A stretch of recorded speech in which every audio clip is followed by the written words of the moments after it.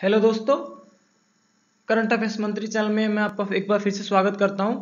और हमारा जो ये वीडियो है करंट अफेयर्स मास्टर सीरीज का पार्ट होगा, पहला वीडियो मास्टर सीरीज के अंदर। दोस्तों हम इसमें बहुत ही महत्वपूर्ण जो न्यूज़ है सेंट्रल विस्टा प्रोजेक्ट उसको कवर करने जाएंगे। दोस्तों अभी एक दो दिन से काफ़ी ज़्यादा न्यूज़ में है ये प्रोजेक्ट। दोस्तों इसकी जो महत्वपूर्ण बातें वो कवर करेंगे हम इस वीडियो में। दोस्तों जो नई दिल्ली में राष्ट्रपति भवन से इंडिया गेट तक के जो बीच का जो 3 किलोमीटर लंबा एरिया है उसको सेंट्रल विस्टा कहते हैं। सितंबर 2019 में केंद्र सरकार ने इस एरिया के रीडेवलपमेंट करने का योजना बनाया था और उसी रीडेवलपमेंट का जो प्लान है मास्टर प्लान उसी को सेंट्रल विस्टा प्रोजेक्ट कहते हैं। दोस्तों आगे बढ़ते हैं।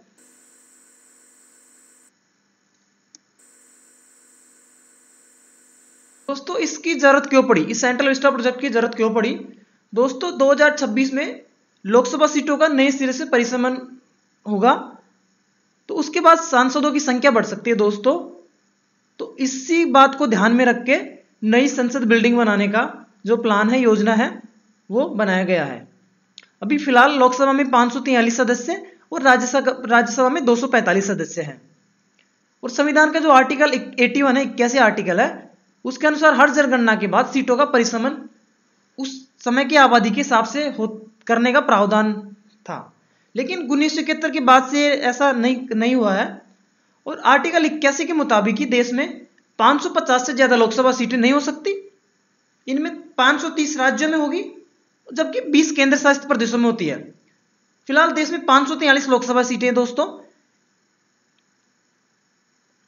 इनमें 530 राज्यों में और 13 केंद्र शासित प्रदेशों में है। लेकिन देश की आबादी को देखते हुए ये जो सीमा है इसमें भी बदलाव की बात चल रही है दोस्तों आगे चलते हैं। हमने समझ लिया कि सेंट्रल विस्टा प्रोजेक्ट की जरूरत क्यों पड़ी है।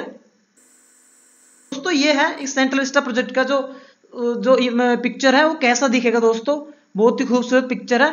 बीच में जो नई संसद है उसका जो डिजाइन है, वो शेप है, वो दिखा हुआ है। और जो नया संसद भवन होगा वो गोल की बजाय तिकोना होगा, तिकोना शेप में, ट्रायंगुलर शेप में होगा दोस्तों आगे बढ़ते हैं। आपने देखा होगा, आपने देख लिया कितना सुंदर दिख रहा है नया जो संसद भवन जो बनेगा वो। दोस्तों ये मैं आपको इमेज से भी समझाने की कोशिश कर रहा हूँ। दोस्तों उम्मीद है आपको समझ में आ रहा होगा और आपको उसमें काफी अच्छा खूबसूरत जो संसद भवन है, नई संसद भवन, तो देखने का भी मौका मिला डिजाइन में जो। दोस्तों आगे बढ़ते हैं। दोस्तों कुछ ये जो नया संसद भवन बनेगा इससे जो संबंधित जो महत्वपूर्ण बातें हैं उनको हम जान लेते हैं, जो परीक्षा के दृष्टिकोण से काफी ज्यादा इंपॉर्टेंट है और परीक्षा में पूछे जाने का बहुत ज्यादा चांस है दोस्तों पहला पॉइंट है कि इसका जो आर्किटेक्चर कौन है। आर्किटेक्चर दोस्तों अहमदाबाद के जो आर्किटेक्ट है बिमल पटेल, जो कि एससीपी डिजाइन कंपनी के हैं, वो संसद भवन की डिजाइन तैयार करने वाले व्यक्ति हैं। दोस्तों जो संसद की जो नई इमारत बनाने का जो कॉन्ट्रैक्ट है वो टाटा प्रोजेक्ट कंपनी को मिला है दोस्तों। और जो पुराने संसद भवन का जो आकार है वो गोल है और जो नई संसद भवन बनेगा उसका आकार तिकोना होगा दोस्तों। और जो संसद की जो नई बिल्डिंग है उसका 2022 तक बनकर तैयार हो जाने की उम्मीद है दोस्तों आगे बढ़ते हैं। जो इस अभी लोकसभा है उसमें 590 लोगों की सीटिंग कैपेसिटी है दोस्तों, और जो नई लोकसभा बनेगी उसमें 888 सीटें होगी दोस्तों। अगला पॉइंट है दोस्तों, अभी जो राज्यसभा में 280 की सीटिंग कैपेसिटी है और जो नई राज्यसभा होगी उसमें 384 सीटें होगी दोस्तों। और जो सेंट्रल विस्टा प्रोजेक्ट, जो नई संसद की जो बिल्डिंग बनेगी, इमारत बनेगी, उसमें करीब 971 करोड़ रुपए खर्च होने का अनुमान लगाया जा रहा है दोस्तों आगे वाले अभी चलते हैं अगले वाले स्लाइड पे। अभी जो संसद भवन है उसका क्या होगा और उससे रिलेटेड कुछ महत्वपूर्ण बातें हम जानते हैं इसमें। दोस्तों जो संसद की जो मौजूदा भवन है अभी पुरातत्व धरोहर स्थल में बदल दिया जाएगा उसको, और इसका इस्तेमाल भी संसदीय कार्यक्रमों में ही किया जाएगा दोस्तों। आगे बढ़ते हैं दोस्तों।